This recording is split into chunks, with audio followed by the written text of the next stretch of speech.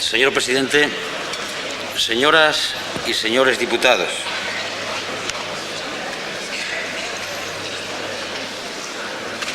es costumbre de nuestro grupo parlamentario y la mía particular seguir con mucha atención, con muchísima atención, las intervenciones del señor presidente del Gobierno, para que en el caso de una réplica o comentario no poder incurrir en frivolidad o en ligereza.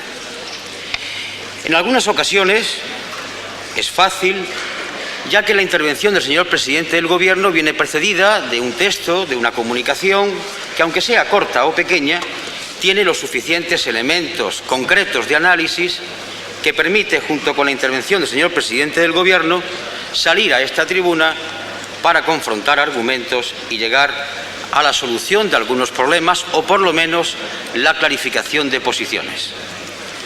Pero en este caso se ha seguido todavía con más interés la exposición del señor presidente del Gobierno, debido a que se basaba en torno a un tan desvaído documento como es la Declaración de Birmingham. Y tengo que decir que la intervención del señor presidente, que ya anunciaba que era breve, no ha clarificado nada en absoluto. Entonces, como método, hemos tenido que seguir un doble camino.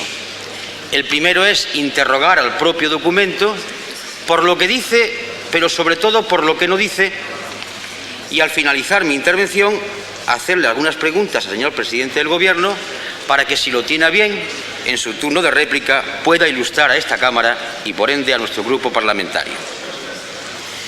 El documento aprobado en Birmingham yo lo calificaría entre piadoso o ingenuo. Hay momentos en que recuerda esa declaración o la Constitución de las Cortes de Cádiz, cuando decía: los españoles deben ser justos y benéficos. Una declaración de intenciones, pero yo creo que en el fondo no es ingenuidad. En todo caso es impotencia. Impotencia y tratar de diferir la solución de los problemas a la próxima cumbre de Edimburgo. Problemas que surgen como consecuencia de la propia obra, pero sobre todo y más que de la propia obra, de los métodos seguidos en la construcción de la obra, el camino que desemboca en Maastricht y, algo más importante, las circunstancias sobrevenidas como consecuencia del cambio de escenario económico y social habido entre la aprobación o firma del Tratado de Maastricht el 7 de febrero del presente año y la situación de tensión económica, monetaria y social, sobre todo en el sur de Europa. A nuestro grupo parlamentario, señor presidente, se le hace de verdad muy cuesta arriba entender que después de bastantes horas de discusión en Birmingham se haya producido este parto de los montes. Quisiéramos saber más. ¿Cómo se han enfocado otra serie de problemas? ¿Qué respuestas siquiera en el horizonte son previsibles ante tanto problema que dio origen a la convocatoria de la cumbre de Birmingham?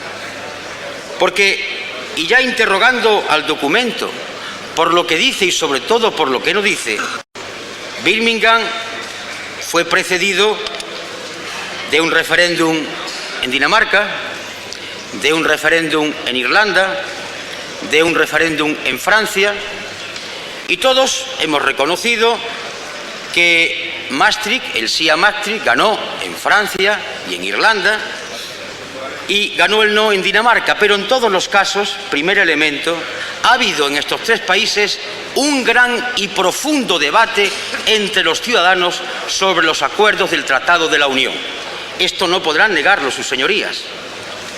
El motivo del referéndum ha hecho posible que en estos tres países los ciudadanos conozcan exhaustivamente los pros y los contras de los acuerdos del Tratado de la Unión firmado en Maastricht. Pero también, y es cierto, la cumbre de Birmingham venía precedida de un alto nivel de contestación, que ya escapaba de la contestación a los propios tratados de Maastricht y que ya comenzaba y comienza a subir a la contestación a la propia construcción europea, y es peligroso.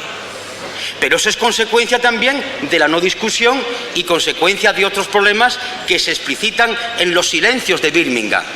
la creciente tensión social, sobre todo en el sur de Europa, los planes de convergencia y un largo etcétera. Es decir, una situación social que está azotando a la inmensa mayoría de los trabajadores.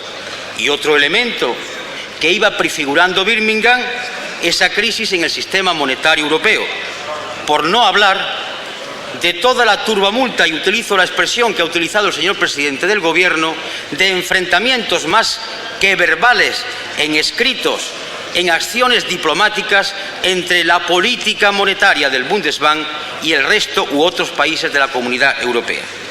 Pero el caso es que con estos precedentes, que se podía augurar ya que la cumbre de Birmingham tuviese más contenido, hay también otras afluencias de información y de exposición de estados de ánimo. Recordemos que el día 14 de octubre, 2 días antes de la cumbre de Birmingham, es el Parlamento Europeo quien se dirige a la cumbre y, recordando, dice textualmente, lo aprobado en el Parlamento Europeo, la falta de transparencia, dice así, en todo el proceso de la construcción europea. Pide que se mejore la transparencia, el control democrático y la información, y se lo demanda a la cumbre de Birmingham. Hace naturalmente un llamamiento, concorde con otras resoluciones, a ratificar Maastricht. Pide que el Consejo, en los momentos que ejerza como legislador, celebre sus deliberaciones públicamente. Pide que no se adapten o no se adopten textos legislativos que previamente hayan sido rechazados por el Parlamento. Pide una mejora del control del Parlamento sobre la Comisión y pide una convocatoria para antes de 1996 para que se aborden temas fundamentales en esto que el Parlamento Europeo ha venido acusado como déficit democrático. El déficit democrático, la transparencia del proceso y el mayor control del Parlamento Europeo sobre todo el proceso de construcción europea. Sigue el Parlamento Europeo colocando el dedo en la llaga ante las urgencias y los problemas que se han venido planteando en cada gobierno y en cada país. Insta al cumplimiento y la puesta en práctica del paquete de Delors II. Pide que se reactive medidas de reactivación económica comunitarias para atajar los problemas de desempleo galopantes que ya se van presentando. Insiste en el no a las 2 velocidades. Realza el papel y pide mayor protagonismo a los parlamentos nacionales y demanda una conferencia de parlamentos nacionales para que tomen también en sus manos el protagonismo en este proceso de construcción europea. Pero, señorías, hay otro documento que llega también a la cumbre de Birmingham, que no es solamente el documento del Parlamento Europeo, es un documento de la Confederación Europea de Sindicatos aprobado en sus reuniones del 8 y 9 de octubre. Y este documento de la Confederación Europea de Sindicatos demanda de la cumbre de Birmingham, aparte de que manifiesta su posición de ratificación del Tratado de Maastricht, comienza a insistir en un problema que ya no es un problema semántico, por mucho que se quiera obviar en los debates, que hay que ajustar lo que se llama la convergencia real y la nominal, porque existen 2 tipos de convergencia, por más que digamos aquí lo que queramos decir. Por un lado, las cifras de la macroeconomía y, por otro lado, las realidades sociales de los distintos pueblos, especialmente el nuestro. Que el Consejo de Ministros pide también, la Confederación Europea de Sindicatos, el Consejo de Ministros de Economía y de Asuntos Sociales, se entreviste con los agentes sociales a fin de abordar los graves problemas que sobre los trabajadores y asalariados hay en esta hora de construcción europea. Y pide algo muy importante y que está en el ambiente, que se adelante la fecha de posible revisión de los acuerdos de Maastricht prevista para 1996, que se adelante en lo posible en atención a algo que no estaba presente el 7 de febrero de este año cuando se firmaron los tratados: la grave crisis económica y, consecuencia de ella, la grave crisis social y también consecuencia de las políticas llamadas de convergencia. Y bien, la respuesta, ¿cuál ha sido? Sobre el tema danés, no se menciona nada más que se ha conocido el libro blanco. Nos gustaría a nosotros saber si en el Consejo se ha discutido algo sobre Dinamarca, se han avanzado algunas posiciones, qué opina nuestro Gobierno, y pido la explicación, entendiendo además que el señor presidente del Gobierno tenga una natural prudencia para no adelantar ciertos extremos, pero por lo menos que ilustre a esta Cámara ante el planteamiento del libro blanco y la situación devenida por el no danés, qué se va a abordar o qué elementos pueden ir a Edimburgo a fin de que esta Cámara pueda conocerlos. Pero en la cumbre de Birmingham se reconoce por los 12 integrantes de la misma que hay que ser más transparentes y además adoptan la formulación que en el artículo A del tratado se hace cuando hace referencia en que a partir de ahora las decisiones tendrán que ser tomadas lo más próximamente a los ciudadanos. Hay 4 puntos clarísimos al comienzo de la declaración. Demostrar a nuestros ciudadanos las ventajas de la comunidad y del Tratado de Maastricht. Hacer que la comunidad sea más transparente para garantizar un debate público mejor informado sobre sus actividades. Es decir, señorías, hay un punto en la primera página de la declaración importantísimo para Izquierda Unida Iniciativa por Cataluña, y es mejorar la transparencia y, sobre todo, intentar acercar las decisiones a los ciudadanos. Y la pregunta es inevitable. ¿Hay algún mecanismo mejor para cumplir lo que dice la letra y el espíritu del Tratado de Maastricht, de acercar las decisiones a los ciudadanos, que convocar un referéndum en este país sobre los tratados de la Unión Europea de Maastricht? Si hemos constatado que en 3 países se ha producido un enriquecimiento, un acercamiento al conocimiento del espíritu y de la letra y de los contenidos del tratado, ¿por qué aquí no? ¿Por qué no hacemos caso no solamente a lo que dice la cumbre de Birmingham, sino a lo que dice el artículo A de los tratados de Maastricht? Pero a partir de aquí, la cumbre de Birmingham fija su extremo en una mayor dimensión en orden a la información. Y yo quisiera comentar aquí algo importante porque está ocurriendo estos días. Estos días hemos conocido este hermoso folleto que estamos recibiendo los españoles, y aquellos que quieran conocer más cosas podrán recibir el texto del tratado completo. Llama la atención, y lo digo teniendo en cuenta no nuestros postulados manifestados ya en esta Cámara con anterioridad, teniendo en cuenta lo que dice el Tratado de Maastricht y los acuerdos de Birmingham. ¿Es esto una información? A nuestro entender, la información es hija del debate, del contraste de pareceres, de la discusión, de la participación, pero nos encontramos con el inicio de una campaña que, oh curiosidad, ha comenzado 10 días antes aproximadamente de que esta Cámara ratifique, y parece ser que va a ser, el Tratado de Maastricht. Y por tanto podrá haber información, y me cuestiono mucho lo de que esto sea información, pero en todo caso no va a haber debate, porque una de las condiciones del debate para que este no sea académico es que del debate se pueda producir una resolución, y en la medida en que después de ratificar Maastricht no haya una resolución, el debate para nuestro pueblo pierde interés. Estamos, por tanto, ante un ejercicio de intento de comunicación a 9 o 10 días antes de la ratificación de los tratados. Y recuerdo a esta Cámara que el 4 de julio del presente año, seguido después de una carta al señor presidente del Gobierno, Izquierda Unida e Iniciativa per Catalunya demandaron no solamente el referéndum, demandaron una campaña explicativa. El 4 de julio, cuando todavía faltaban varios meses, incluido el mes de agosto, para que el pueblo español conociera de qué van los tratados de la Unión Europea de Maastricht. Pues bien, sobre eso no hubo nada.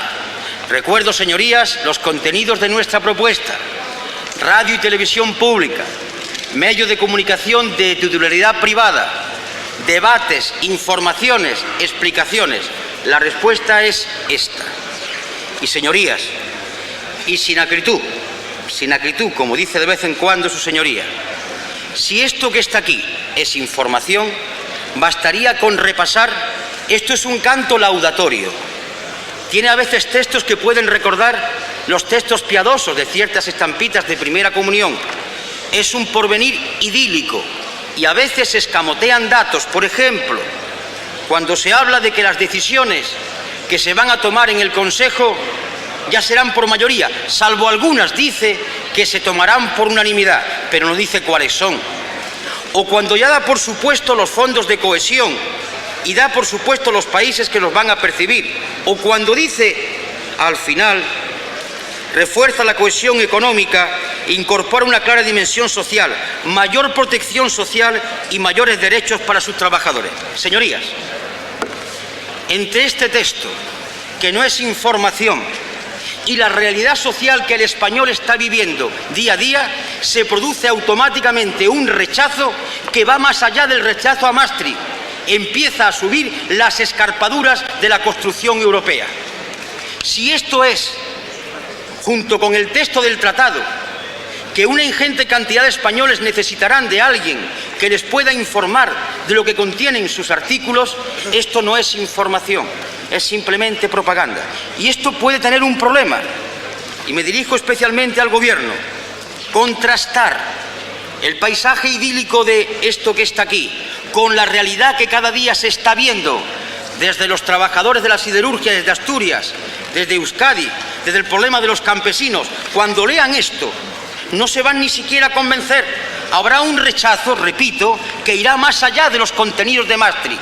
Habrá un rechazo a todo intento, a todo proyecto de construcción europea. Por tanto, termino ya.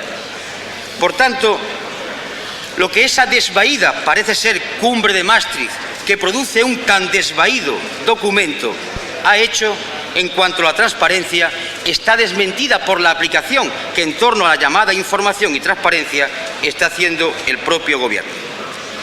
Y para terminar, en esta situación en la que hay que ir inapelable e inexorablemente a la cumbre de Edimburgo y ante la situación social de nuestro país, quisiéramos saber si en esa cumbre, además de conocer la opinión, y pedimos en aquello que pueda conocerse, por respetar el natural sigilo que debe tener un gobierno en una negociación a 12, aquello que pueda decirse, la opinión de nuestro gobierno acerca del libro blanco, los problemas que puede ocurrir sobre la decisión del pueblo danés, los problemas que hay que afrontar, la predisposición de nuestro propio gobierno, cómo se ve la salida a la grave crisis en el sistema monetario europeo.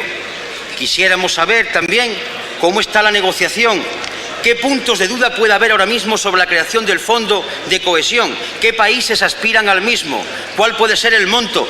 Y pedimos, señor presidente, simplemente unas líneas, una orientación, que saquemos de Birmingham algo más concreto que esta especie de documento piadoso o ingenuo. Lo de piadoso o ingenuo entrecomillado, señor presidente.